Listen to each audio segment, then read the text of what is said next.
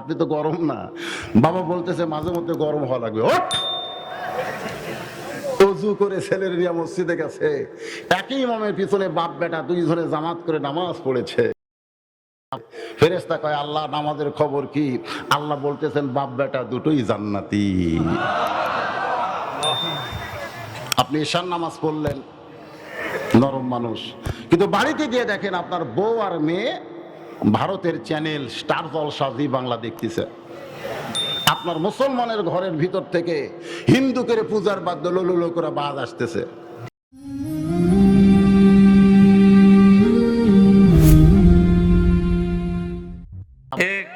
আসে কি আসে না, আসে কি আসে না? ওই সময় আপনার একটু গরম হওয়া লাগবে, সব সময় নরম থাকা জায়েজ নাই। আবু বকর রাদিয়াল্লাহু বললেন মাঝে মধ্যে নরমকেও গরম হতে হবে। তাহলে ওই সময় আপনার কি হওয়া লাগবে? গরম হয়ে টিভির ঘরের মধ্যে গিয়ে বলতে হবে, তুমি যদি মুসলমানের বউ হও আর তুমি যদি মুসলমানের মেয়ে হও, মুসলমানের ঘরে হিন্দুকে পূজার বাদ্য বাজতে দেওয়া যাবে। যদি বাজে আমি টিভি ভেঙে ফেলে দেব। এ বলে একটা লাঠি দিয়া যদি আপনি ঘরের মধ্যে ঢোকেন, আপনি বলেন তো আপনার বউ মেয়ে ঘর থাকবে না দৌড় মারবে? ধরে কারণ মারবে কি মারবে না? মাঝে মধ্যে একটু গরম হওয়ার দরকার আছে না নাই?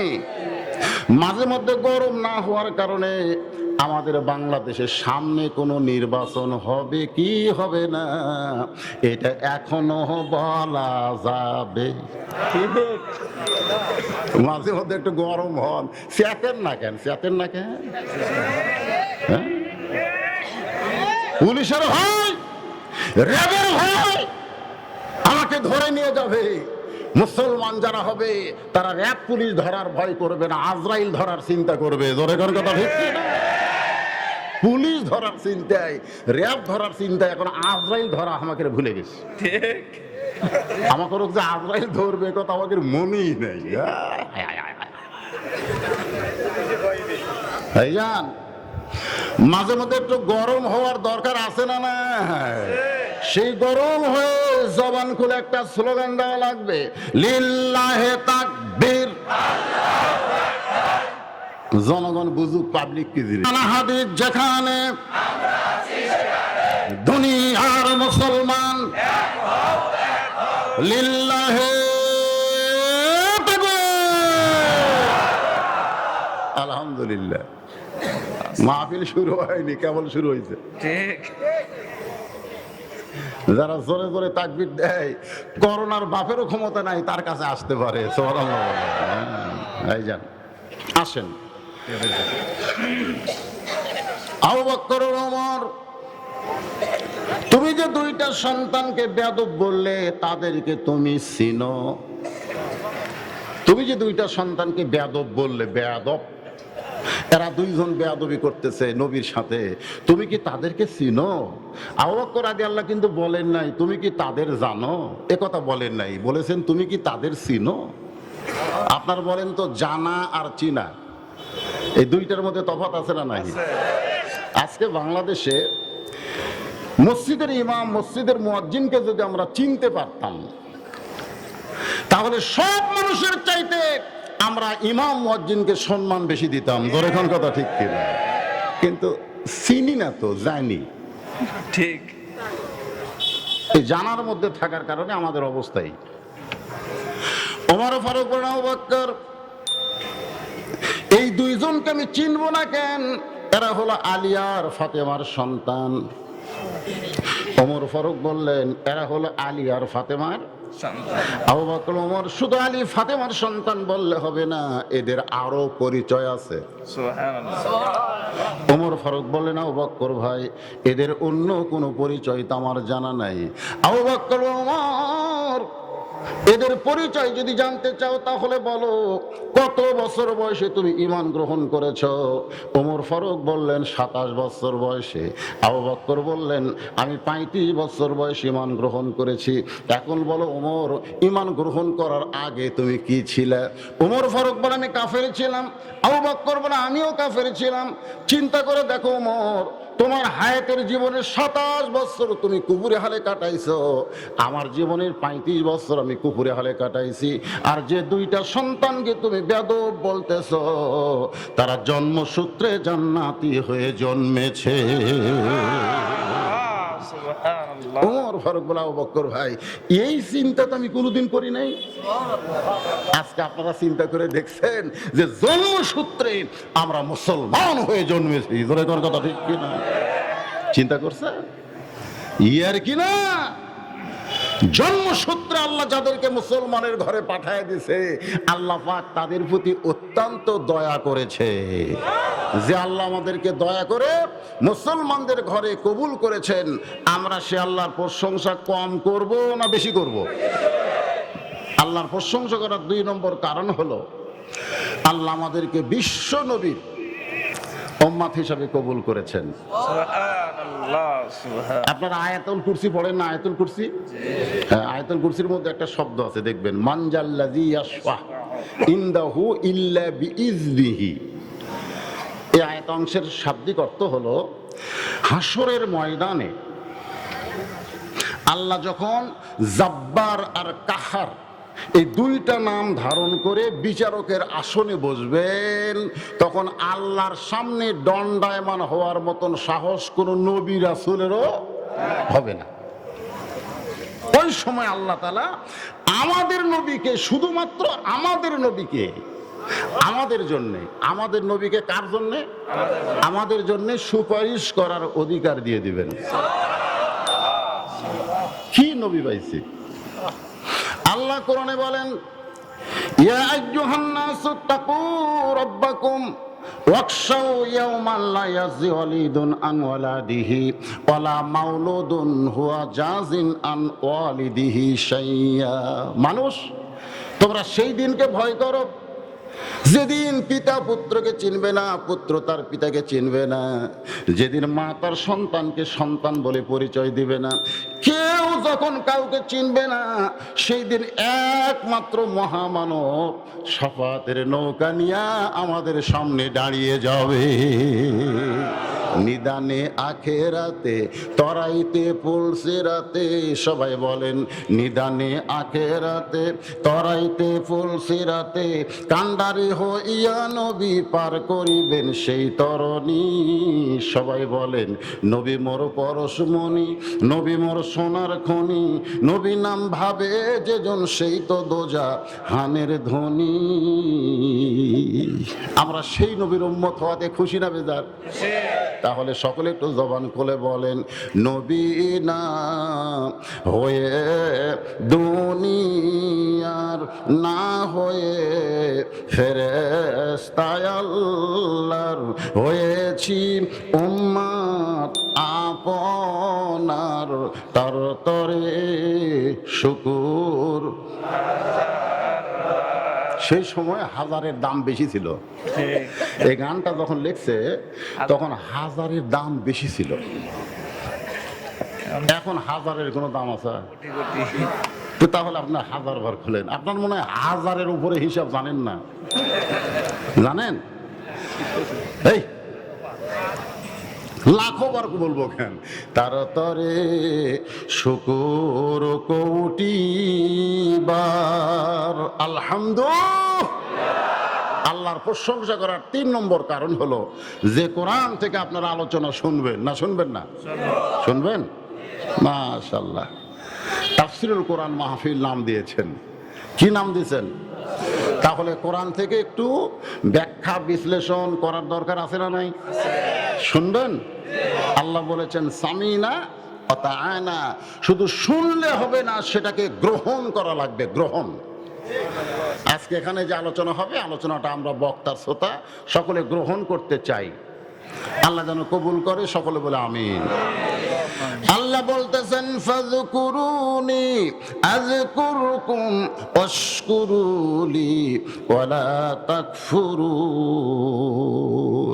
আয়াতের শাব্দিক অর্থ হলো যে আল্লাহর জিকির করে, আল্লাহও তার জিকির করেন। ফাযকুরুনি আযকুরকুম, যে আল্লাহর জিকির করে, আল্লাহও তার জিকির করেন। আল্লাহ বলেছেন অশকুরুলি, তোমরা শুকর গুজার করো, ওয়ালা তাকফুরুন, তোমরা কুফরি করিও না। এটা হলো আয়াতের শাব্দিক অর্থ। এখন একটু ব্যাখ্যা করি, একটু তাফসীর শুনতে গেলে একটু বোঝা লাগবে না? তাহলে আপনারা কি বলতেছেন? যে আল্লাহর জিকির করবে, আল্লাহ তার জিকির করবেন। এখানে জিকির শব্দের অর্থ আমাদের জানা লাগবে। আপনারা বলেন তো জিকির মানে কি? জোরে কোন? আমাদের বাংলাদেশে একটা দল আছে, নাম হলো জাকের পার্টি। জোরে বলেন নাম কি? আমার দয়াল বাবার দরবারেতে কেউ ফিরে না খালি হাতে। এখানে বাসের সামনে লিখে রাখছে জাকের পার্টি। ঠিক, কিন্তু কি জিকির করতেছে? দুই কান্দের দুই ফেরেশতাই বুঝবার পারতেছে না। ঠিক। দুই কান্দে দুই ফেরেশতাকে আল্লাহ, এরা জিকিরের নামে ওহ কি কয়, আমরা তো বুঝবার পারি না, লেখমু কি? মানে আমাদের কামই হলো কিরামান কাতিবিনা ইয়ালামুনা মা তাফআলুন। দুই কান্দে দুইটা মুহুরি আছে না নাই? জোরে করে আছে না নাই? তো আপনি যে করতেছেন, এরা তো বুঝবার পারতেছে না, তাহলে লেখবি কি? এরা নাম দিছে জাকের পার্টি। আল্লাহর জিকিরকে নিয়ে ইয়ার কি মস্করা করলে সঙ্গে সঙ্গে সে বেঈমান হয়ে যাবে। খুব খেয়াল করবেন। আপনারা সকলে বললেন জিকির মানে স্মরণ। এই কোরআনে বহু জায়গায় জিকির শব্দ উল্লেখ করা হয়েছে। এক জায়গায় আল্লাহ বললেন ইযা নুদিয়া লিস-সালাতি মিন ইয়াউমিল জুমআ ফাসআউ ইলা যিকরিল্লাহ। আল্লাহ কোরআনে বললেন ইন্না নাহনু নাযালনা যিকরা ওয়া ইন্না লাহু লাহাফিজুন। এরকম বললে 20-25টা আয়াত এখনই বলা যাবে। খালি তো জিকিরের আয়াত বললে হবে না, জিকিরটা আমাদের বোঝা লাগবে, ঠিক কিনা বলেন? আল্লাহর একজন মস্ত বড় পয়গম্বর, নাম হলো নূহ নবী। জোরে কোন নাম কি? নূহ নবী। তিনি একটা নৌকা তৈরি করলেন। জোরে বলেন নাম কি? নূহ নবী। কি তৈরি করলেন? আরো জোরে, জোরসে বলুন।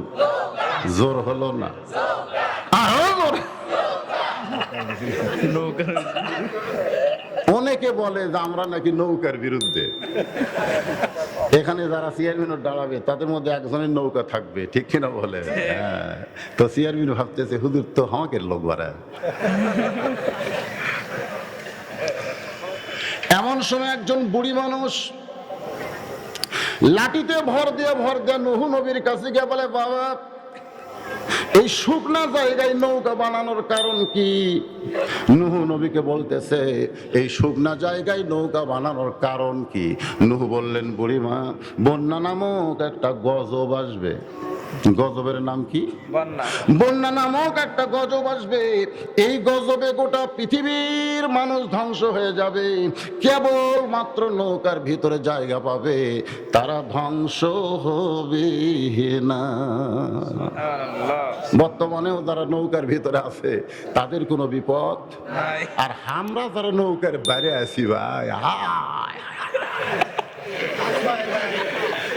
নূহ নবী বলতেছে এই নৌকার ভিতরে যারা থাকবে তাদের কোনো বিপদ হবে না, নৌকার বাইরে যারা থাকবে তারা গজবে পড়বে, তারা ধ্বংস হয়ে যাবে।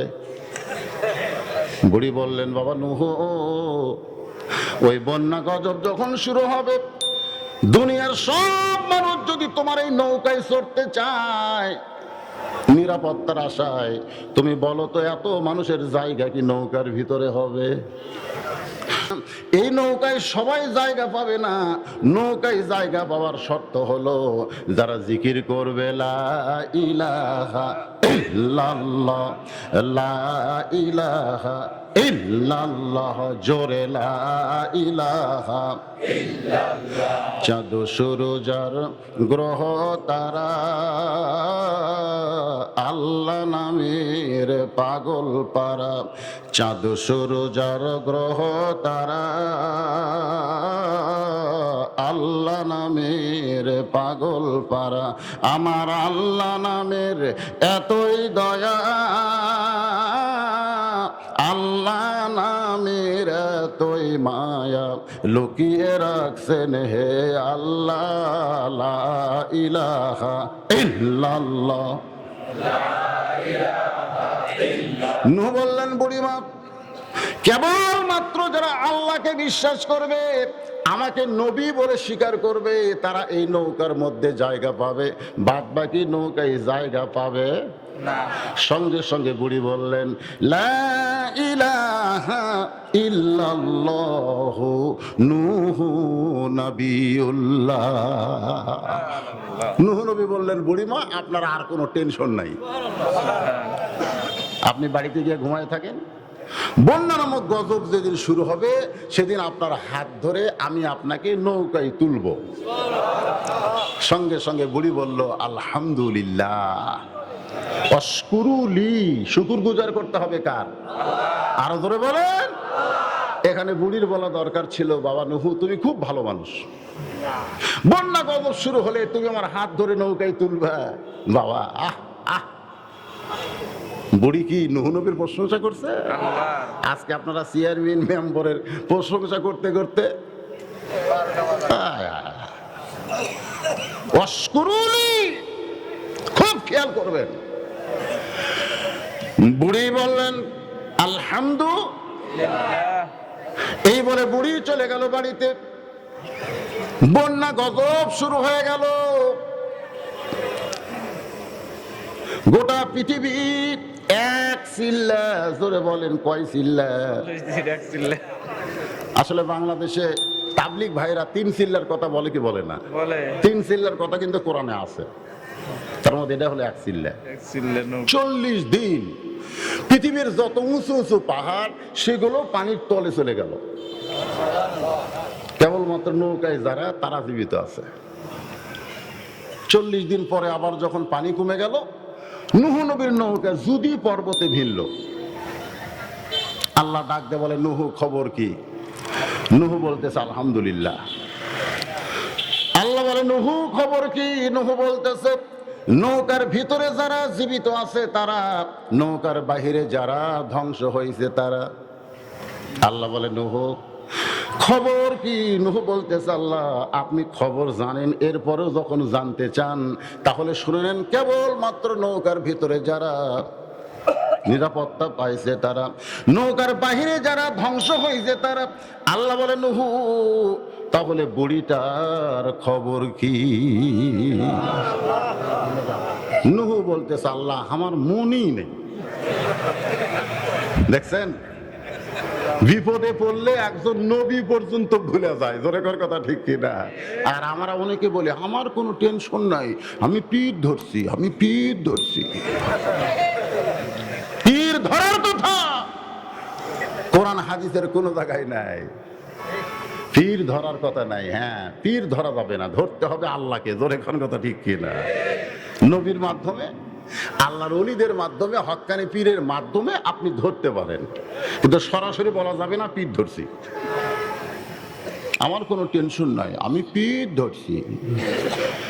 হাসরের কঠিন ময়দানে পীর আমাকে জাহাজে করে জান্নাতে নিয়ে যাবে, নাকি? জাহাজে করে জান্নাতে নিয়ে যাবে। নূহ নবী বন্যার গজব শুরু হয়ে গেলে বুড়ির কথা মনে নেই। তাহলে বলেন, আমরা অনেক সময় যাদেরকে মাধ্যম চিন্তা করি, যাদের শাফাআত কামনা করি, তারা আমাদেরকে ভুলে যাইতেও পারে, জোরে কোন কথা ঠিক কিনা? আল্লাহ বলে, নূহ, তাহলে বুড়িটার খবর কি? নূহ বলতেছে, আল্লাহ, গোটা পৃথিবী যখন ধ্বংস হয়ে গেছে তাহলে বুড়িটাও ধ্বংস হয়েছে। আল্লাহ বলে, নূহ, আজ গুবি কোনো কথা বলা যাবে না, কথা বলার আগে তদন্ত করে কথা বলতে হবে। আজগুবি, আমাদের বাংলাদেশে আজগুবি কথা আছে না নাই, জোরে কোন আছে না আজগুবি। বিশেষ করে যে ৭১ নামে একটা টেলিভিশন আছে, চ্যানেল দেখলাম, ওরা আজগুবি আজগুবি কথা কয়। টুপি দাড়ি দেখলেই ওদের চুলকানি শুরু হয়ে যায়, জোরে কোন কথা ঠিক কি না? আর এক সময় বলেছিল মসজিদ মাদ্রাসার মধ্যে জঙ্গি তৈরি হয়, মসজিদ মাদ্রাসার মধ্যে জঙ্গি তৈরি হয়, আজগুবি কথা। আল্লাহ নূহ নবীকে বললেন, নূহ আজগুবি কোনো কথা বলা যাবে না, কথা বলতে গেলে তদন্ত করে কথা বলতে হবে। আপনারা অনেক সময় বলেন না এবছরও বদরুল শীত আসবে না, হয়তো বলছে আজকে বলছে, এর আগে আসেনি, আজকে আসবে কে রে? আজগুবি কথাগুলো আজগুবি। অনেকে তদন্ত না করি বলে বেড়ান, কি জন্য আসি নাই সেটা আপনারা তদন্ত করছেন? তো না জেনে একটা কথা বলে দেন, এগুলো আজগুবি কথা বলা যাবে না। আল্লাহ বললেন, নূহ তদন্ত করে দেখো বুড়িটার খবর কি। নূহ নবী তদন্ত করতে গিয়ে দেখে বুড়ি তো দূরের কথা, বুড়ির বাড়িটাও পর্যন্ত কিছুই হয় নাই। বুড়ি তো দূরের কথা, বুড়ি যে বাড়ি থাকে সে বাড়িটা পর্যন্ত কিছুই হয় নাই। নূহ নবী চিন্তায় পড়ে গেল, বন্যার গজবে গোটা পৃথিবী ধ্বংস হয়ে গেছে, অথচ বুড়ির ঝুপড়ি বাড়িটাও কিছুই হয় নাই। এবার ডাক দেয় বুড়ি মা, সঙ্গে সঙ্গে বুড়ি টোপলা নিয়ে হাজির। ডাক দেওয়ার সাথে সাথে টোপলা নিয়ে হাজির। নূহ বললেন, বুড়ি মা টোপলা কেন? বুড়ি বলতেছে, বাবা তোমার কি মনে নাই, তুমি না কইছিলা বন্যা গজব যখন শুরু হবে তখন আমার হাতটা ধরে নৌকায় তুলে দিবে, আমি সেদিন থেকে সাইজ হয়ে বসে আছি। ডাক দিয়াছেন দয়াল আমারে, রইব না আর বেশি দিন তোদের মাজারে, কতজনকে কত কি দিলাম, যাবার কালে একজন আরো সাথে না পাইলাম, ও আমার সঙ্গের সাথী কেউ হবে না রে, রইব না আর বেশি দিন তোদের মাজারে। যে কোনো সময় আমাদের ডাক আসবে, জোরে কোন কথা ঠিক কিনা? আপনারা কি সাইদ হোসেন? সাইদ হোসেন? আল্লাহ বলেছেন, ইয়া আইয়ুহাল্লাযীনা আমানুত্তাকুল্লাহ, হে ঈমানদার বান্দারা আল্লাহর ভয় করো, হাক্কা তুকাতিহি, যথাযথ ভয় করো, ওয়ালা তামুতুন্না ইল্লা ওয়া আনতুম মুসলিমুন, তোমরা মুসলমান না হয়ে মরো না। ঈমানদারকে আল্লাহ মুসলমান হওয়ার কথা বললেন, মুসলমান হওয়া মানে সাইজ হওয়া, জোরে কোন কথা ঠিক কি না? তাহলে যে কোনো সময় আমাদের মৃত্যুর ডাক আসতে পারে। কখন আসবে? আমি বুড়া হয়েছে আমার আগে আসবে, এই যুবক এর পরে আসবে নাকি? আরে আজকে যুবকেরা যে ভাবে চলতেছে, মনে করতেছে আমার দাদা বেঁচে আছে, বাপ বেঁচে আছে, আমার কাছে আজরাইল সিরিয়াল অনেক পরে। এরকম আছে না নাই? যেরকম আছে না নাই? অনেক ছেলেরা রাস্তায় ঘুরতেছে, সিনা টান করে ভাবতেছে আমার মৃত্যু এখন না, আমার দাদা বাপ তারপরে আমি। কোন সিরিয়াল আছে? যে কোনো সময় বিশ্বাস করেন, আজকে যারা কোরআনের মাহফিলে বসেছেন আয়াতের তাফসীরটা আমি আপনাদের বুঝাই দিব, বিশ্বাস করতে হবে যে কোনো সময় আমাদের মৃত্যু। চলতে পথে 2 দিন থামিলাম, যাবার কালে একজন আরো দেখা না পাইলাম। এখানে লেখছে, দেখেন আপনারা, যে ছোট্ট একটা দেশ হলো বাংলাদেশ, এ দেশের আয়তন অনুযায়ী মানুষ খুব বেশি, গোটা পৃথিবীতে এত ঘনবসতি পৃথিবীর কোনো দেশে নাই। সে দেশের নাম কি? বাংলাদেশ। এত ঘনবসতি হওয়ার পরেও আমরা 10 লক্ষ রোহিঙ্গা মুসলমানকে জায়গা দিয়ে প্রমাণ করেছি আমরা যত ঘন হইতে পারি না কেন আমরা জায়গা দিতে পারি। জোরে এখন কথা ঠিক কি? এত ঘনবসতি হওয়ার পরেও 10 লক্ষ রোহিঙ্গা মুসলমানকে জায়গা কে দিছে? আমরাই দিছি। তো রোহিঙ্গা মুসলমানকে জায়গা দিয়ে প্রমাণ করতে পারি আমরা জায়গা দিতে পারি, কিন্তু যারা দরজায় দাঁড়ায় আছে ওরা কি রোহিঙ্গা? না। তাহলে ওদেরকে জায়গা দেওয়ার দরকার আছে না? এজন্য একটু চেপে বসেন। হ্যাঁ, একটু চেপে আসেন, ওয়াজ এখনো শুরু হয়নি, কেবল মশান উঠতেছে, একটু একটু চেপে আসেন বাজান, সামনে চাপেন আর জিকির করেন। আর দরজায় যারা বাহিরে যারা দাঁড়িয়ে আছেন, আল্লাহর রাস্তে জান্নাতের বাগানে বসেন, লা ইলাহা ইল্লাল্লাহ, লা ইলাহা ইল্লাল্লাহ, লা ইলাহা। তোমার কি মনে নাই? সুবহানাল্লাহ কোন। বন্যা গজব যখন শুরু হবে তখন তুমি আমার হাত ধরে নৌকায় উঠাবা। আমি সেদিন থেকে অপেক্ষায় আছি কখন তুমি আমারে ডাক দিবে।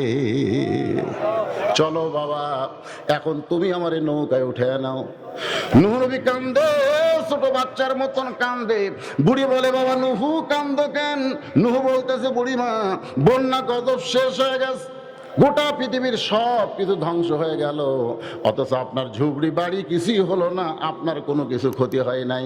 আমি জানতে চাই বুড়িমা, আপনি এমন কি আমল করেন যে আমল করার কারণে গোটা পৃথিবী ধ্বংস করেছে আল্লাহ, কিন্তু আপনার কোনো ক্ষতি হলো না?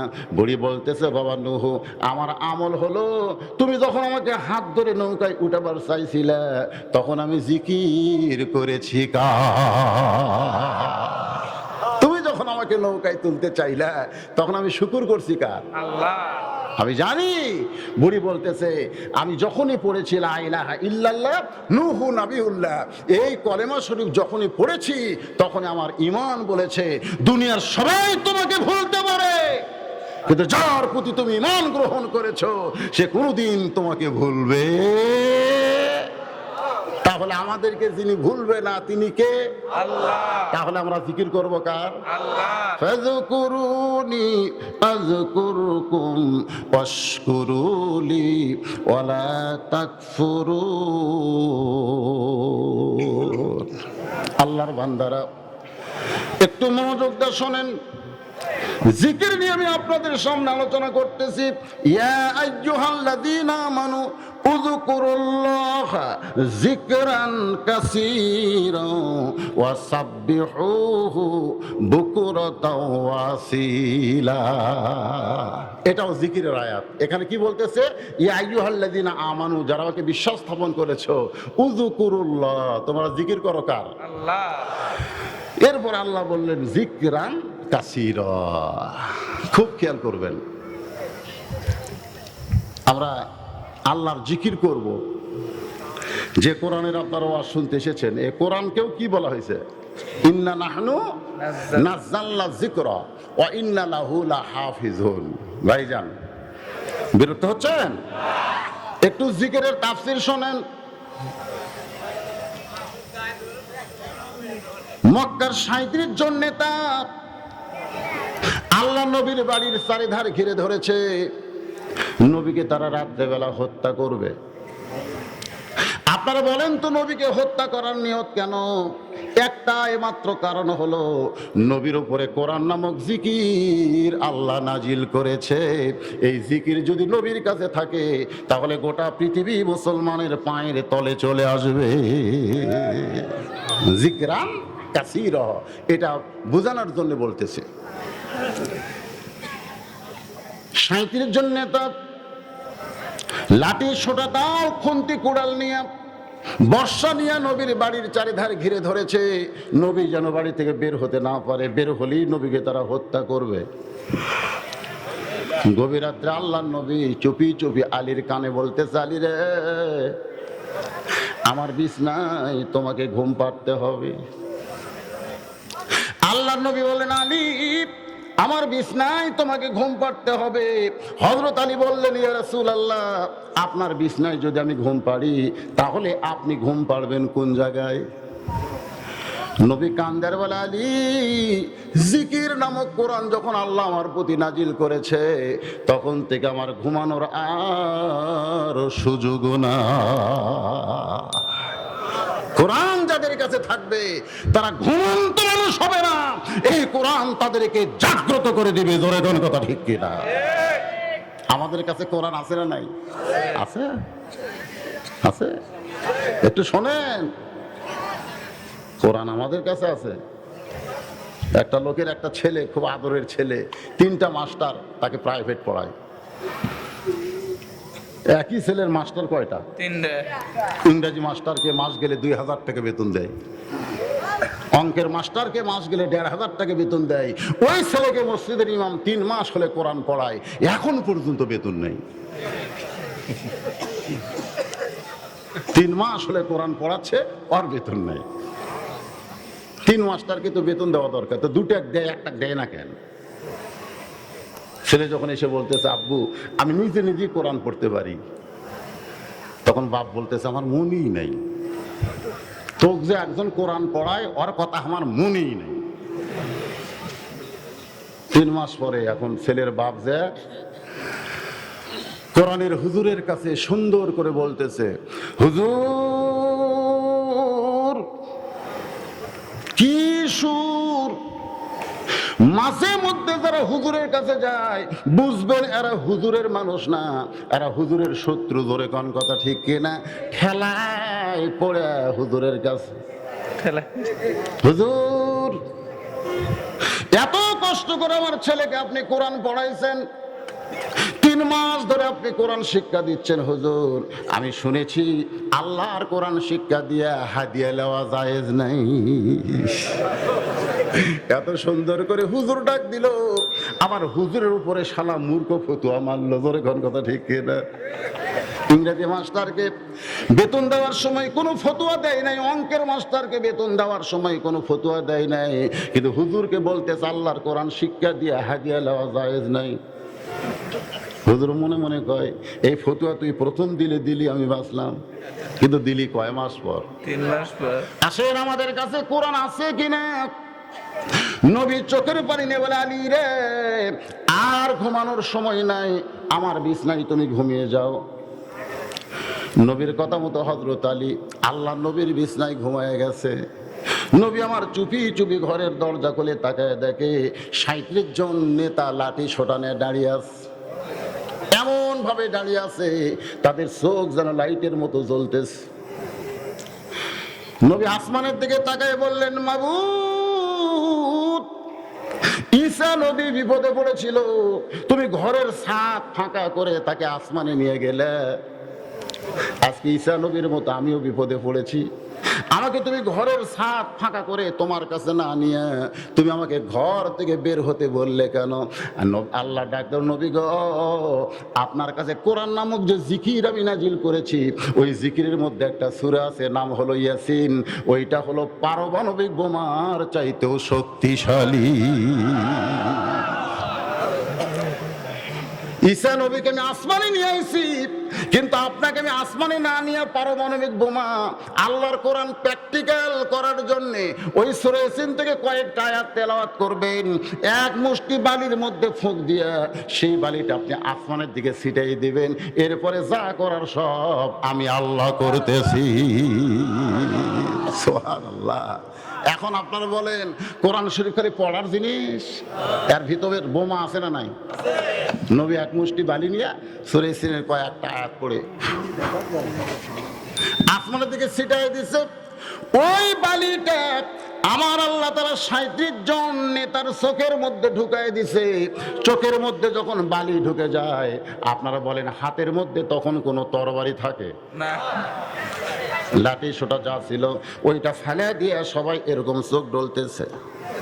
আল্লাহ নবী বলে, মাবুদ কিছুক্ষণ আগে যারা আমাকে মারার জন্য রেডি ছিল, এখন তারা চোখ ডলার মধ্যে রেডি হয়ে গেছে, এখন ওদের লাঠি নিয়ে ওদের পাছায় বাড়ি মারতে পারবো, ওরা কিছুই বুঝবার পারবে না। আল্লাহ বলে, হাবিব গো এখন মারার সময় না, এখন আপনাকে মারার হুকুম দিলাম না, আপনি চুপি চুপি বের হয়ে যান। আবু জেহেল আবু সুফিয়ানের মাঝখান দিয়ে নবী আমার বের হয়ে আবু বকর 1 নম্বর ছাত্রের দরজায়, জোরে গান সুবহানাল্লাহ, আস্তে করে ঠোকা মারছে, সঙ্গে সঙ্গে দরজা খুলে গেল। নবী চমকে গিয়ে বলে, আবু বকর এই গভীর রাত্রে তোমার দরজায় তুমি কেমনে জানো? আবু বকর বলে, হুজুর আপনি বলেছিলেন একদিন গভীর রাত্রে মক্কা ছেড়ে মদিনায় হিজরত করবেন, আমাকে সঙ্গে করে আপনি মদিনায় যাবেন। সেদিন থেকে আজ পর্যন্ত কোনো রাত্রিবেলা আমি ঘুমাইনি, বরং সারা রাত আপনার আপনার অপেক্ষায় দাঁড়িয়ে থাকি। নবী বলে, আল্লাহ তুমি আমাকে যেমন নেতা বানাইছো তেমনি আমার দলে কর্মী বানাইছো। আল্লাহ নবী বলে, আবু বকর চলো যাই। সঙ্গে সঙ্গে আবু বকর নবীর পিছনে রওনা দেয়। নবী একটু পরীক্ষা করার জন্য বলেন, আবু বকর তোমার বাড়িতে তোমার বিবি আছে, বাচ্চা আছে, তাদের সঙ্গে কি তুমি শেষ দেখাটাও করবা না? আবু বকর বলে, নবী গো, এই কলেমা যখন জিকির করেছি, গ্রহণ করেছি, তখন আমার ঈমান বলে দিয়েছে আল্লাহ নবী যখন ডাক দিবে তখন পিছন দিকে তাকানোর কোনো সুযোগ নাই। আল্লাহ নবী যখন ডাক দিবে, আমাদের সামনে ডাক আছে না নাই? জোরে করে আছে না নাই? ইমাম মেহেদী আলাইহিস সালাম আসতেছে, মুসলমানদের ডাক দেওয়া হবে। আজকে যেমন ম্যাক্রো নবীর বিরুদ্ধে কটাক্ষ করার কারণে গোটা পৃথিবীর সমস্ত মুসলমান ফুঁসে উঠেছে, এখানে মুসলমান এর পরীক্ষায় উত্তীর্ণ হয়ে গেছে। জোরে করে কথা। কিন্তু আমি আশ্চর্য হয়ে গেলাম, যত ইসলামী দল তারাই শুধু মিছিল করলো, আওয়ামী লীগ, বিএনপি এরা একটা কথাও বললো না। এরা কি নবীর উম্মত না?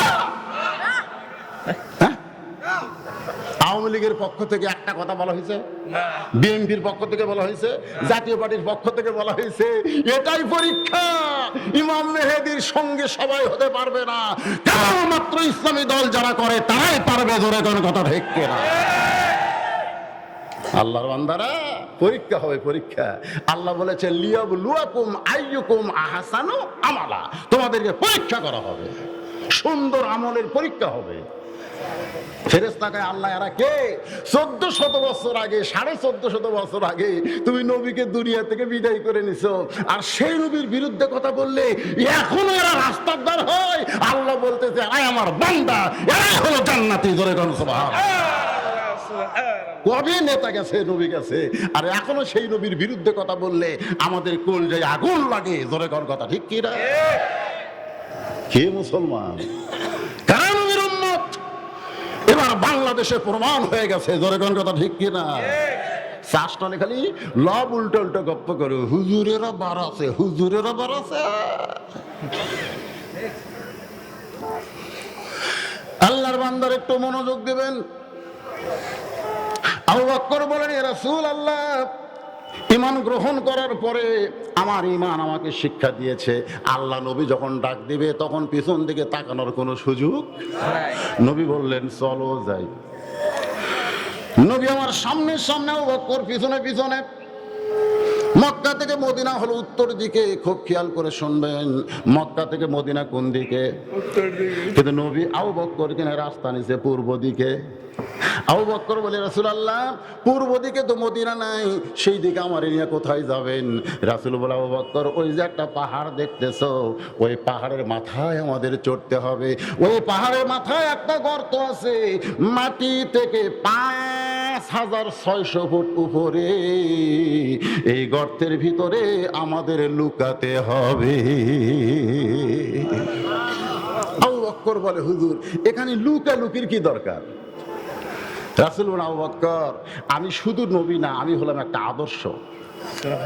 আজকে আমি যে কাজ করতেছি আমার উম্মতের জন্য কিয়ামত পর্যন্ত এই কাজ করতে হবে। জোরে কর কথা ঠিক কি না? আপনি জীবনে কয়দিন লুকাছেন?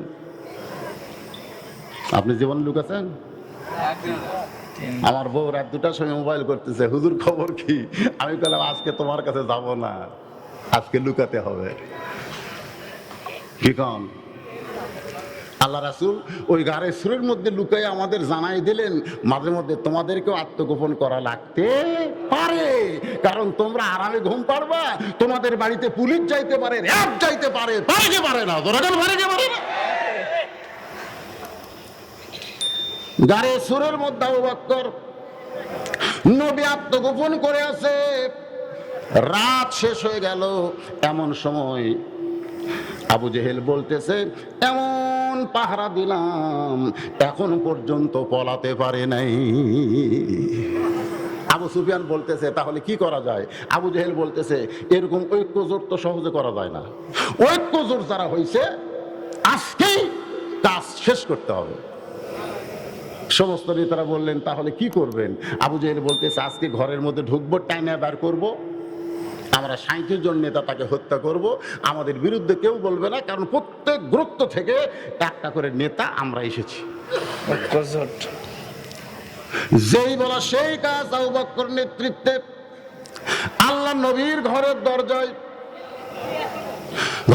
দরজা খুললেন। দরজা খুলে তাকায় দেখে ওরে তামানে চাদর দিয়া ঘুম পাড়তেছে, বাহির থেকে নাকের শব্দ পাওয়া যাচ্ছে। মানে এমন ঘুমাচ্ছে যে ঘুমের কারণে বাহির থেকে শব্দ পাওয়া যাচ্ছে। আবু জেহেলের একটা যুবক ক্যাডার ছিল। যুবক কি? ক্যাডার। প্রত্যেক নেতাকে যুবক ক্যাডার আছে না নাই? আছে। সে ক্যাডারের নাম হলো উলিদ বিন মুগিরা। উলিদ বিন মুগিরার হাতে একটা বর্শা ছিল। এই বর্শাটা খপ করে তুলেছে। আবু জেহেল বলতেছে খবর কি? বলে নেতা যাকে সারা রাত ধরে আমরা পহরা দিলাম, আর সেই চাদরের তলা আর আমি ঘুম পড়ে, এক না মারা পর্যন্ত আমার শান্তি নেই। যাকে মারার জন্য আমরা চারিদিকে পহরা দিলাম, হ্যাঁ, আর সে আর আমি ঘুম পাড়তেছে লাখ ডেকে, এক না মারা পর্যন্ত আমার শান্তি নাই। আবু জেহেল ফতুয়া দিল ঘুমন্ত মানুষকে মারা যাবে না। সুবহানাল্লাহ। কত সুন্দর ফতুয়া দিছে, ঘুমন্ত মানুষকে মারা যাবে না। তার মানে আপনারা কি বুঝলেন? খারাপ নেতাও মাঝে মধ্যে ভালো কথা। উলিদ বিন মুগিরা বলে নেতা আমার ধৈর্য কুলায় না, একে মারবই মারবো। এই বলে আবার যখন বর্ষা মারতে চায়, আবু জেহেল খফ করে বর্ষাটা ধরেছে। আবু জেহেল খফ করে বর্ষা ধরে বলতে উলিদ বিন মুগিরা আমি তোর নেতা, তুই কি আমার কথা মানবি না? উলিদ বিন মুগিরা বলে নেতা সব সময় নেতাদের কথা মানা যাবে না। যেই ব্যক্তির কারণে আমাদের রাতের ঘুম হারাম হয়ে গেল, ওই চাদরের মধ্যে ঘুমাই, ওকে না মারা পর্যন্ত আমার শান্তি নাই। আবু জেহেল খফ করে বর্ষা ধরে বলতেছে ঘুমন্ত মানুষকে মারা জায়েজ নাই। এখন আপনাদের কাছে আমার প্রশ্ন, উলিদ বিন মুগিরা নবী বিশ্বাস করে চাদরের তলে মানুষটাকে বাহির থেকে বর্ষা দিয়ে হত্যা করবে, কিন্তু আবু জেহেল হত্যা করতে দেবে না। এর পিছনে কারণ কি? ফাযকুরুনি পড়েন, ফাযকুরুনি আযকুরুকুম ওয়াশকুরুলি ওয়ালা তাকফুরুন। একটু মনোযোগ দিয়ে শুনবেন। যিকরান কাসীরা, সব সময় আল্লাহর জিকির করা লাগবে। এইটা বোঝানোর জন্য ঘটনাটা আপনাদের সামনে উপস্থাপন করতেছি। এখন আপনাদের কাছে আমার প্রশ্ন হলো, আল্লাহ নবীর যত শত্রু ছিল সবচাইতে বড় শত্রুর নাম কি? এ জানেন? আপনার নাম জানেন না? আবু জেহেল। আরো জোরে বলেন নাম কি? সবচাইতে বড় শত্রু যদি আবু জেহেল হয়, নবীর সবচাইতে খারাপ শত্রুর নাম কি? না, এটা জানা লাগবে। নবীর সবচাইতে বড় শত্রু আবু জেহেল, কিন্তু নবীর সবচাইতে খারাপ শত্রু আবু জেহেল না। নবীর সবচাইতে খারাপ শত্রুর নাম হলো উলিদ বিন মুগিরা। আবু জেহেল নবীর শত্রু ছিল, কিন্তু আমাদের নবী যে নবী, এই ব্যাপারে তার সন্দেহ ছিল না। খুব খেয়াল করবেন, আবু জেহেল কোনোদিনও চায়নি নবীকে হত্যা করা হোক, এটা অন্তর থেকে চায়নি। কারণ আবু জেহেল জানে যে আমাদের নবী হলো আল্লাহর নবী, এটা জানে, কিন্তু মানে জানে। অনেকেই জানে মৌলবীরা নবীর ওয়ারিস, জানে কি জানে না? কিন্তু মানে না। খুব খেয়াল করে শুনবেন, আল্লাহ নবীর সবচাইতে খারাপ শত্রুর নাম কি? আজকে জোরে কন, খারাপ শত্রুর নাম কি? উলিদ বিন মুগিরা। খারাপ শত্রু হওয়ার পিছনে কারণ হলো সব সময় নবীকে গালমন্দ করত, নবীকে রাজাকার বলতো, নবীকে জঙ্গি বলতো, নবীকে জিএমবি বলতো। নবী যখন সাহাবীদের মধ্যে ওয়াজ করতো, উলিদ বিন মুগিরা ওই রাস্তা দিয়ে যাইতো আর চিল্লায় বলতো, রে মুসলমানেরা তোমরা এত বড় বোকা, তোমাদের নবী যদি সত্যি ভালো মানুষ হয় তাহলে জন্মের আগে তার বাবা মরল কে? মানে প্রত্যেকটা সাহাবীর মনে একটা খটকা লাগাচ্ছে, তোমাদের নবী যদি এতই ভালো হবে তাহলে জন্মের আগে তার বাপ মরল কেন? প্রত্যেকটা সাহাবী চিন্তায় পড়ে গেল, আর নবীর চোখ দিয়ে দর দর করে পানি পড়তেছে। শিশুকালে মইরা গেছে মা, গর্ভে থাকতে মরছে পিতা, নবী চোখে দেখলেন না। এটা কি সত্য কথা না মিথ্যা কথা? তাহলে জবান খুলে বলেন, শিশুকালে মইরা গেছে মা, গর্ভে থাকতে মরছে পিতা, নবী চোখে দেখলেন না। কে করিবে লালন পালন, কে দিবে সান্ত্বনা, এই দুনিয়ার বড় এতিম ছিলেন নবী একজনা। আল্লাহ কোরআনের মধ্যে বললেন, আলাম ইয়াজিদিকা ইয়াতীমান ফাআওয়া। নবীর চোখ দিয়ে দর দর করে পানি পড়তেছে। নবী যখন কান্দে, নবীর কষ্ট সবাই সহ্য করতে পারলেও একজন সহ্য করতে পারেন না, তিনি হলেন আমাদের আল্লাহ। নবীর চোখের পানি মুছে দেওয়ার জন্য আল্লাহ বলেন, হাবিব গো, ওলীদ বিন মুগীরার কথা শুনে আপনি কষ্ট পাইছেন, আপনি কাঁদতেছেন, কিন্তু আপনি কি জানেন নবী ওলীদ বিন মুগীরা কে? নবী বলে, আল্লাহ, সে তো মুগীরার বেটা ওলীদ, আমি সহ মক্কার সবাই জানে। আল্লাহ বললেন, হাবিব, সে ওলীদ বিন মুগীরা, সে মুগীরার বেটা ওলীদ, এটা দুনিয়ার সবাই জানে, কিন্তু আজকে আপনি আসল খবর শুনে নেন। সে মুগীরার বেটা ওলীদ না, উতুল্লিম বা দাজালিকা জানিম, সে হলো জারদ সন্তান। সুবহানাল্লাহ। মা ইয়ান্তিকু আনিল হাওয়া ইন হুয়া ইল্লা ওয়াহুই ইউহা। নবী কিছুই বলে না যদি আল্লাহ না বলায়। জোরে কোন কে না বলায়? নবী বুঝতে পারলেন ওলীদ বিন মুগীরার জন্মে দোষ আছে। নবী বললেন, আল্লাহ, আমার বিরুদ্ধে বলার কারণে আপনি রাগ করে আয়াত নাজিল করলেন। আল্লাহ বলে, হাবিব, শুধু ওলীদ বিন মুগীরা নয়, কিয়ামত পর্যন্ত যারা আপনার বিরুদ্ধচারণ করবে তারা সবাই জারত সন্তান। তাহলে ফ্রান্সের ম্যাক্রো কি সন্তান? আল্লাহর কোরআন বিশ্বাস করেন না? ফ্রান্সের ম্যাক্রো, আমি যে বলবো ফ্রান্সের ম্যাক্রো, আপনারা বলবেন জাউরাহা সন্তান। বলতে পারবেন না? কারণ দেখেন এতগুলো মিডিয়ায় গোটা পৃথিবী আমার ওয়াজ চলবে। গোটা কবি দত্ত কুশায় একটা ওয়াজ মারছে রে, যারা রাস্তায় এখনো পারেন নাই, আজকে কোরআনের ময়দানে ওরে জাউরা বলার সঙ্গে সঙ্গে আল্লাহ তাকে জান্নাতি মানুষ কবুল করে নিবে। তাহলে নবীর বিরুদ্ধে কিয়ামত পর্যন্ত যারা বলবে তারা কি সন্তান? আজও বাংলাদেশে টক শোর নামে যারা চ্যানেল গরম করে আলেমের বিরুদ্ধে কথা কয়, নবীর বিরুদ্ধে কথা কয়, বিশ্বাস করেন এদের জন্মে দোষ আছে। গোপন খবর আল্লাহ নবীরে জানাইছে। কয়েকদিন পরে নবী আবার সাহাবীদের নিয়ে আলোচনা করতেছেন। ওলীদ বিন মুগীরা আসতেছে, হাতের কাপড় গোছাচ্ছে। নবী কিছু একটা বলবে, নবী বলতেছে, আল্লাহ আজও কিছু বলবে। আল্লাহ বলতেছে, আপনাকে তো জানাইছি, আপনি প্রকাশ করে দেন। ওলীদ বিন মুগীরা কেবল নবীরে খারাপ কথা বলবে, ঠিক এমন সময় আল্লাহ রাসূল বললেন, উতুল্লিম বাদা জালিকা জানিম, যেই কইছে। ওলীদ বিন মুগীরা মারছে দৌড়। কারণ বাংলাদেশের নেতারা আরবি বুঝবার না পারলেও সৌদি আরবের নেতারা আরবি বুঝবার পারে। বাংলাদেশের নেতারা আরবি বুঝে? মসজিদে যখন খুতবা দিল, সরকার কর্তৃক একসময় খুতবা দেওয়া হয়েছিল না, যে ইমামেরা এই খুতবা পড়বে। তা আমার মসজিদে যায় একজন চৌকিদার এই খুতবা দিল, আর দুইটা তেলতেলা ওরা মসজিদের কোনায় বসলো। ওরা নামাজ পড়াবার আসে না, কিন্তু সেই দিন আসছে। দেখি তো আমাদের দেওয়া খুতবা হুজুর পড়ে কিনা। তা আমি ওদের খুতবায় সামনে নিয়ে মুখস্থ খুতবা কইলাম। ওরা তার বুঝবার পারতেছে না আমি কোন খুতবা পড়তে হবে, বুঝবার পারতেছে। সারাদিন রোজা রাখে নাই, 13 আইটেমের ইফতার নিয়ে বসে গেছে। এরকম লোক আছে না নাই? ধরে কেন আছে না? এর নাম দিয়েছি ইফতার পার্টি। আমার কয় হুজুর ভালো করে দোয়া করবেন, ভালো করে দোয়া করবেন। আমি চিন্তা করলাম তোরা রোজা না থেকে 13 আইটেমের ইফতার নিয়ে বসছি, তোদের জন্য ভালো দোয়া।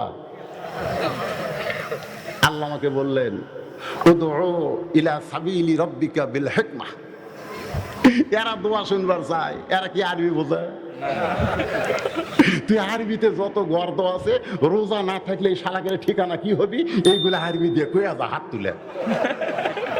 আমি এইগুলা গর্দ আরবিতে বলতেছি, ওরা না বুঝে গেলে আমি আমি আমি কইলাম ওস্তাদের ম্যাচ। আলেমদের বিরুদ্ধে যাস না রে। আলেম তোর জানাজা পড়াবি ওযু ছাড়া, তোর এখন কি ছাড়া যাস না রে। আলেমদের বিরুদ্ধে যেও না, মরে গেলে তোমার কবরকে জাহান্নাম বানাবে গর্দ দিয়া। তোর এখন কথা ঠিক কি ভাইজান? মক্কার নেতা ওলীদ বিন মুগীরা বুঝবার পারছে, দৌড়ে চলে গেছে মায়ের কাছে। জোরে বলেন কার কাছে? আমার মায়েরা পর্দার অন্তরালে বসে আছে, মনে মনে চিন্তা করতেছে হুজুর কি আমাদের কোনো ওয়াজ করবে না? আল্লাহ কোরআনে বললেন ওয়াকরনা ফি বুয়ুতিকুন্না ওয়ালা তাবাররাজনা তাবাররুজাল জাহিলিয়াতিল উলা। ওলীদ বিন মুগীরা গেছে কার কাছে? মায়ের কাছে। এখান থেকে একটা জিনিস আপনারা খেয়াল করবেন, সন্তান ভালো না মন্দ এটা কিন্তু বাবা বলতে পারে না, সন্তান ভালো মন্দ বলতে পারে কে? এই জন্য দুনিয়ার সমস্ত মানুষই বলেছেন তোমরা যদি ভালো একটা সন্তান চাও, ভালো যদি একটা সন্তান চাও, তাহলে ভালো একটা মায়ের দরকার। ভালো মা যদি আপনি বানাবার চান, এটা এমন একটা ফ্যাক্টরির মধ্যে আপনাকে রাখতে হবে, যেই ফ্যাক্টরি হলো খাতুনে জান্নাত মা ফাতেমার ফ্যাক্টরি। আমার মায়েরা বোনেরা যারা পর্দার অন্তরে আছেন, একটু মনোযোগ দিয়ে শোনেন। ওলীদ বিন মুগীরা চলে গেছে মায়ের কাছে, গিয়ে বলতেছে মা উতুল্লিম বাদা যালিকা জানিম। মাও বুঝবার পারছে, মা চোখের পানি বের করে বলতেছে বাজান, যে কথা দুনিয়ার কেউ বলতে পারে না, যে কথা দুনিয়ার কেউ জানে না, এত বছর পরে এমন কথা কে বলল রে? এত বছর পরে এমন কথা কে বলল রে? এমন কথা যে বলেছে সে দুনিয়ার সাধারণ কোনো মানুষ নয়। ওলীদ বিন মুগীরা বলে মা, যাকে আমি 2 চোখে দেখতে পারি না, আর সে দুনিয়ার সাধারণ কোনো মানুষ নয়, এটা কি বলো? মা বলতেছে যেই কথা দুনিয়ার কেউ জানে না, সেই কথা যখন জানাই দিল, তুই আসলেই জারদ সন্তান। ওলীদ বিন মুগীরা বলে মা, আমি জারদ সন্তান হলাম কেমনে আপনার কাছে শুনতে চাই। আমার মায়েরা যারা আছেন আপনারা একটু মনোযোগ দিয়ে শুনবেন। গভীর রাত্রে হযরত আলী ঘুম থেকে চেতন পাইছে। চেতন পাওয়ার পরে দেখে মা ফাতেমা তার কাছে নাই, যাকে বুকের মধ্যে চাইপা ধরে ঘুমায় গেছিল। স্বামী চেতন পায় দেখে সেই বউটা তার কাছে নাই। আপনারা বলেন তো, যত বড় আল্লাহর ওলি হোক না কেন, ঘুম থেকে চেতন পায় বউটা যদি কাছে না পায়, তার ভিতরে কিছু সন্দেহ হয় কি হয় না? আল্লাহ কোরআনে বলেছেন, কি বলেছেন? সূরা নাস পড়ে দেখেন, সবাই একটু আমার সঙ্গে পড়েন, অসুবিধা আছে? মিন শাররিল, পড়েন, মিন শাররিল ওয়াসওয়াসিল খান্নাস আল্লাযী ইউওয়াসবিসু ফি সুদুরিন নাস মিনাল জিন্নাতি ওয়ান নাস। আমাদের অন্তরের মধ্যে একটা শয়তান আছে, যে শয়তানের নাম হলো খান্নাস। ধরে বলেন নাম কি? এই খান্নাস ওয়াসওয়াসা দিছে। হযরত আলীর অন্তরে বলতেছে, আলী রে, যে বউকে বুকের মধ্যে নিয়ে তুই ঘুমায় গেলি, সেই ফাতেমা গেল কোন জায়গায়? হযরত আলী দরজায় এসে তাকায় দেখে মরুভূমির ভিতরে ফাতেমা মাথায় কালো কাপড় দিয়ে, একে তো রাতের অন্ধকার, তারপরে মাথায় দিয়েছে কালো কাপড়, এরই নাম হলো পর্দা। মা ফাতেমা মাথায় এরকম কালো কাপড় দিয়ে খুব জোরে জোরে হাঁটতেছে। হযরত আলী চিন্তায় পড়ে গেল, আমাকে ঘুমের মধ্যে রেখে আমার বউটা কোথায় যাবে, আমাকে তদন্ত করার দরকার আছে না নাই? নিরাপদ দূরত্ব বজায় রেখে হযরত আলী ফাতেমার পিছনে পিছনে রওনা দিলেন। নিরাপদ দূরত্ব মানে আমি যে ফাতেমার পিছনে হাঁটতেছি এইটা যেন ফাতেমা বুঝবার, এর নাম হলো নিরাপদ দূরত্ব বজায় রেখে হযরত আলী ফাতেমার পিছনে পিছনে হাঁটতেছেন। আলী তাকায় দেখে আল্লাহর নবী যেই ঘরে ঘুমায় ওই ঘরের জানলার পাশে ফাতেমা চুপটি করে দাঁড়ায় গেছে। আলী মনে মনে চিন্তা করে, আমার বিরুদ্ধে বাবার কাছে মেয়ে কিছু বলবার আইছে। এটা হলো মনের চিন্তা। আমার বিরুদ্ধে বাবার কাছে মেয়ে হয়তো কিছু বলবার আইছে। এই জন্য হযরত আলী একটু দূরে কান খাড়া করে আছে।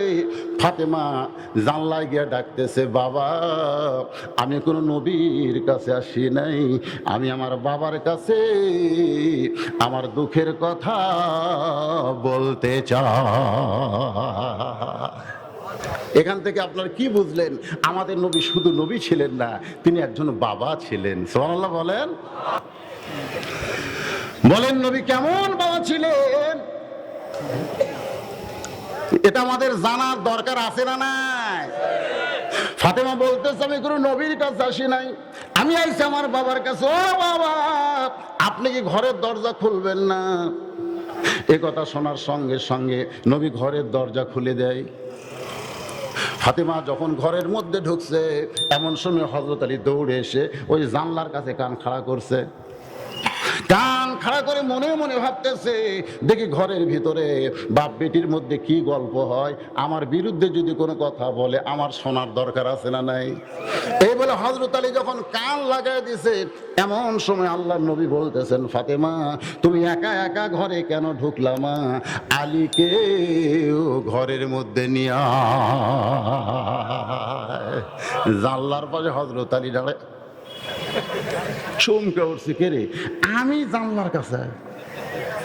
এটা আল্লাহর নবী কেমনে জানলো? আমরা অনেকেই বলি নবী কিছুই জানে না, কিন্তু সাহাবীরা যখন কোনো প্রশ্ন করত নবী বলতেন তোমরা বলো। সাহাবীরা বলে আমরা কেমনে বলবো, আল্লাহ রাসূল ভালো জানে। সাহাবীরা প্রত্যেকটি কথাই বলেছে আল্লাহ এবং রাসূল ভালো জানে। জোরে কোন কথা ঠিক কিনা? কোনোদিন কোনো সাহাবী বলে নাই আল্লাহ ভালো জানে। এখানে আল্লাহ জানে, তার সঙ্গে রাসূলকে তারা সম্পৃক্ত করেছে। এখান থেকে আহলে সুন্নাহ ওয়াল জামাতের আকীদা হলো আল্লাহ এবং রাসূল সব কিছুই জানে। সুবহানাল্লাহ। জোরে কোন। ফাতেমা চোখের পানি বের করে বলতেছে, বাবা আমার স্বামীকে আমি সঙ্গে করে আনি নাই, আপনার কাছে কেমনে নিয়ে আসবো? আমি যখন এসেছি তখন আমার স্বামী ঘুমের মধ্যে ছিল। আমি তাকায় দেখি আমার স্বামী এমন ঘুম পাড়তেছে। আমার ঘুমন্ত স্বামীকে জাগ্রত করে আমি চরম বেয়াদবি মনে করলাম বাবা। এই জন্য ঘুমের মধ্যে রেখে আমি চুপি চুপি আপনার কাছে যাইছি, মেহেরবানি করে আপনি একটু বাতি জ্বলান, আপনি একটু বাতি জ্বলান। রাসূল বলে, ফাতেমা স্বামীকে ঘুমের মধ্যে রাইকাইছো ঠিক আছে, কিন্তু যদি চেতন পায়? ফাতেমা বলে, বাবা এই যদি কথা তো আমি খেয়াল করিনি। রাসূল বলে, ফাতেমা যদি চেতন পাই, কারণ বউ যখন স্বামীর কাছে থাকবে, স্বামী যদি ঘুম থেকে চেতন পায় এক আধ মিনিটের মধ্যে আবার ঘুমায়া যায়। কারণ কি? কারণ হলো ঘুম থেকে চেতন পায় দেখে বউ শুয়ে আছে, বউয়ের গায়ের ওপর হাত দিয়ে আবার ঘুমায় গেছে। জোরে কোন কথা ঠিক কিনা? আমাদের বউ যাদের আছে গভীর রাত্রে যারা চেতন পায় এক আধ মিনিটের মধ্যে আবার ঘুমায়া যায়, কিন্তু যাদের বউ নাই তারা চেতন পাইলে আর ঘুমায় না। যাদের বউ নাই ওরা যদি চেতন পায় আর ঘুম ধরে না। ওই সময় একটা ফোন আছে ওদের, আছে না নাই? ফেসবুক চালু করছে, গভীর রাত্রে ফেসবুক চালাইতেছে। আমি ওয়াজ করে যখন বাড়ি যাই আমি গাড়ির মধ্যে মাঝে মধ্যে ফেসবুক অন করি। মাঝে মধ্যে যে অন করছি দেখি দুই এক ছেলে আমাকে কমেন্ট করে বলতেছে, হুজুর এত রাত্র আপনি চেতন। আমি কইলাম, আমি তো ওয়াজ করে বাসায় যাচ্ছি, গাড়ির মধ্যে একটু ফেসবুক ঘাঁটতেছি, তোমরা চেতন কেন? তখন বলতেছে, হুজুর একা একা কিছু ভালো লাগে না, রাতের বেলা ঘুম যেন ধরে না, আমার কি হতে কি হইয়া গেল আমি নিজেও তো কিছু বুঝি না। আমি সেই সকল যুবকদের বলতেছি, বাবা যদি গভীর রাত্রে ঘুম ভাঙে তাহলে ফেসবুক না ঘাইটা ওযু করো, 4 রাকাত তাহাজ্জুদের নামাজ পড়ো, আল্লাহর সঙ্গে তোমার সম্পর্ক হয়ে যাবে। কারণ যৌবন বয়সের ইবাদতটাই হলো সবচাইতে দামি ইবাদত। আল্লাহর নবী বলেছেন, হাসরের ময়দানে আল্লাহ প্রত্যেকটা বান্দাকে বলবে, তোমার শৈশবকালের কোনো হিসাব দেওয়া লাগবে না, তোমার বুড়াকালের কোনো হিসাব আমি আল্লাহ নেব না, শুধু যৌবনকালের হিসাব দিয়াই তুমি জান্নাতে চলে যাও। যুবকরা রে, যৌবন বয়সে যদি তোমরা ইবাদত না করো, আজকে অনেক মসজিদের মধ্যে ঢুকলে দেখা যায় চেয়ার সেট হয়েছে। জোরে কোন কি সেট হয়েছে? চেয়ার। আপনাকে এলাকার মসজিদে চেয়ার ঢুকছে? যদি কোনো মসজিদে চেয়ার থাকে, আপনার চেয়ার যদি মসজিদ থেকে বের করতে পারেন, একটা হজের সওয়াব পাবেন, একটা হজের সওয়াব। মক্কা যাওয়া লাগবে না, মসজিদে চেয়ার বের করে ফেলে দিবেন, ফেলে দেওয়া একটা হজের সওয়াব। মসজিদে কোনো চেয়ার চলবে না, কারণ নামাজ পড়া যেমন ফরজ, আল্লাহ কোরআনে বলেছেন কুম, কুম মানে কি দাও লিল্লাহে, কার জন্যে? আনুগত্য নিয়ে দাঁড়াও। নামাজ পড়ো যেমন ফরজ, নামাজে দাঁড়ানো তেমন ফরজ। জোরে কোন কথা ঠিক কিনা? তুমি সারাদিন বাজারে ঘোরো, সাহেব বাজারে, তুমি সাহেব হয়ে সারাদিন বাজারে ঘোরো, 10 কেজি বাজার নিয়ে তুমি বাড়ি হাঁটে হাঁটে আসো, আর মসজিদে ঢুকলি খালি চেয়ার খোঁজো। তুমি কি চেয়ারম্যান বিনা ভোটে? এরকম কিছু চেয়ারম্যান আছে না নাই? মসজিদে চেয়ার খোঁজে। আপনি যদি না পারেন, শোনেন, আপনি যদি দাঁড়িয়ে নামাজ পড়তে না পারেন, তাহলে আপনি বাড়িতে নামাজ পড়েন। আপনি বাড়িতে চেয়ারে বসে নামাজ পড়লে আপনার নামাজের সমস্যা নাই। অসুস্থ মানুষ, লা ইউকাল্লিফুল্লাহু নাফসান ইল্লা উসাহা, তোমার কষ্ট হবে এমন কিছু ইসলাম তোমাকে চাপায় দেয় নাই। কিন্তু তোমাকে জানতে হবে, জামাত পড়া যেরকম ওয়াজিব, কাতার সোজা করাও সেই রকম ওয়াজিব। জোরে কোন কথা ঠিক কিনা? তুমি যখন চেয়ারে নামাজ পড়বে, পায়ের গোড়ালির সঙ্গে গোড়ালি মিল করতে হবে। তোমার পাও গেছে কোথায়? এখন তোমার পাশে যে দাঁড়াইছে তার পাও কোথায়? কোন কাতারে কোন একজন মুসল্লি যদি কাতার বাঁকা করে, গোটা কাতার মাকরু হয়ে যায়। জোরে কোন কথা ঠিক কিনা? তাহলে একজন চেয়ারওয়ালা অসুস্থ মানুষের জন্য, আপনি সুস্থ মানুষের জামাত মাকরু হোক, এটা আপনারা চান? এজন্য চেয়ারে বাড়ি করে ফেলে দেন। যারা চেয়ারে নামাজ পড়েন, আপনার বাড়িতে পড়েন। হয়তো বলবেন, হুজুর আমার আফসোস হয় মসজিদে জামাত ছেড়ে বাড়িতে নামাজ পড়া। আরে পাগলা, তোমার আফসোস করে লাভ নাই তো। বুড়া বয়সে কেউ যদি কয় আমি সরকারি চাকরি করব, সরকার কয় দরকার নাই তো। দরকার কি রে? যৌবন বয়সে চাকরি করছিস, বুড়া বয়সে বসে থাকা বেতন খা, তোর চাকরির দরকার নাই, বসে একা। যৌবন বয়সে যারা নামাজ ধরেছে, বুড়া বয়সে যদি নামাজ পড়বার নাও পারে ঠিকঠাক মতো, ওই যৌবন বয়সের নামাজের সওয়াব আল্লাহ বুড়া বয়সে পেনশন হিসাবে দিয়ে দিবে। ধরে কম সুবহানাল্লাহ। সরকারের চাইতে আল্লাহর দয়া কম না বেশি?